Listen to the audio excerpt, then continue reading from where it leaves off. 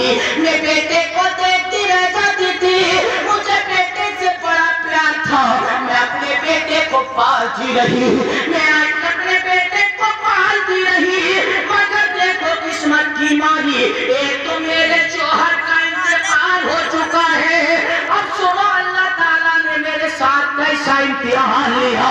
اللہ کریم نے کیسا امتحان لیا کہ میرا بیٹا بیمار پڑ گیا، میرا بیٹا بیمار پڑ گیا،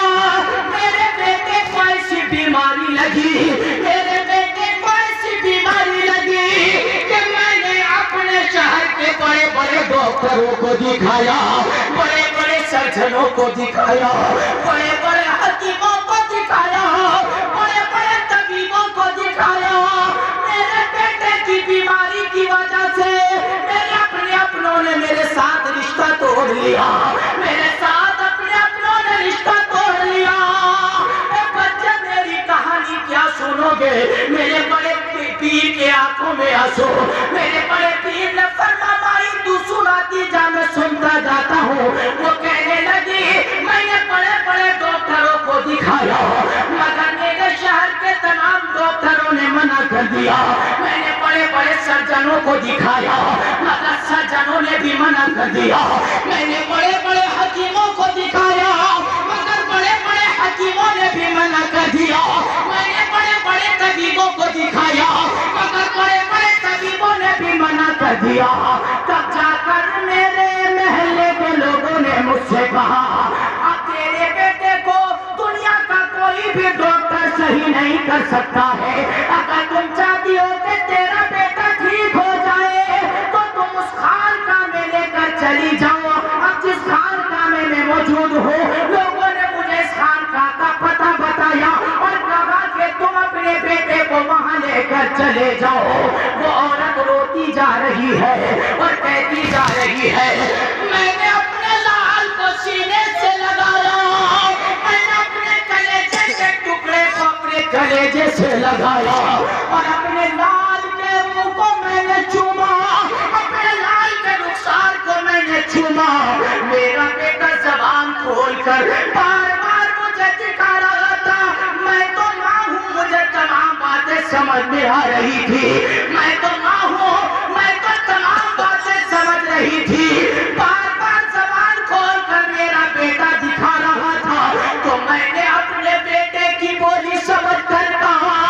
اے میرے لال تجھے گھبرانے کی کوئی ضرورت نہیں ہے، تجھے غم کرنے کی ضرورت نہیں ہے، ابھی تیری ماں زندہ ہے تجھے کچھ نہیں ہوگا، ابھی تیری ماں زندہ ہے تجھے کچھ نہیں ہوگا، وہ کہتے ہوئے اپنے بیٹے کو اٹھا کر خانقاہ کی طرف بڑھ رہی تھی، اثنائے رستہ یعنی کہ راستے کے بیچ میں تھی، میرے بیٹے کا دم نکل گیا، اب میں بیٹے کو بہت چپٹاتی ہوں، بیٹے کو سینے سے لگاتی ہوں مگر بیٹے کے ہاتھ حرکت نہیں کرتے، بیٹے کی آنکھیں سفید ہو گئی اور میرا بیٹا جو کہ بار بار مجھے زبان کو دکھا رہا تھا مگر اب میرا بیٹا زبان کو نہیں دکھاتا، میں اپنے بیٹے کو سینے سے چپٹا کر کہتی اے میرے لال اپنی زبان دکھا، تیری ماں تیری زبان کو دیکھنا چاہتی ہے، اے میرے لال اپنی زبان کو دکھا، مگر میری ایک بھی بات میرے بیٹے نے نہیں سنی،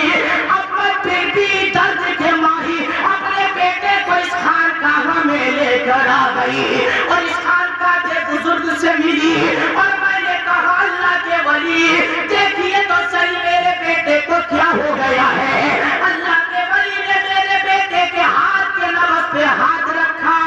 اور رکھنے کے بعد ارشاد فرمایا اے عورت صبر کر لے، اب صبر سے بڑی کوئی دولت نہیں ہے، صبر کی تلقین کرنے کے بعد اس خانقاہ کے بزرگ بھی اندر چلے گئے ہیں، میرے بڑے پیر دستگیر اس عورت کی بات کو سنتے ہیں، میرے بڑے پیر کا کلیجہ پسیج جاتا ہے، میرے بڑے پیر دستگیر نے اپنے زبان حال و قال سے ارشاد فرمایا اے مائی گھبراتی کیوں ہے، ذرا اپنے دامن کو ہٹا اور اپنے بیٹے کے چہرے کو دیکھ، تیرا بیٹا مرا نہیں ہے بلکہ خدا کی قسم تیرا بیٹا تیرے دامن سے کھیل رہا سبحان اللہ. نعرہ تکبیر, نعرہ رسالت, علماء اہل سنت, فیضان غوث اعظم, فیضان غوث اعظم, مسلک اعلیٰ حضرت حضرت علامہ مولانا نور عالم صاحب قبلہ. نعرہ تکبیر,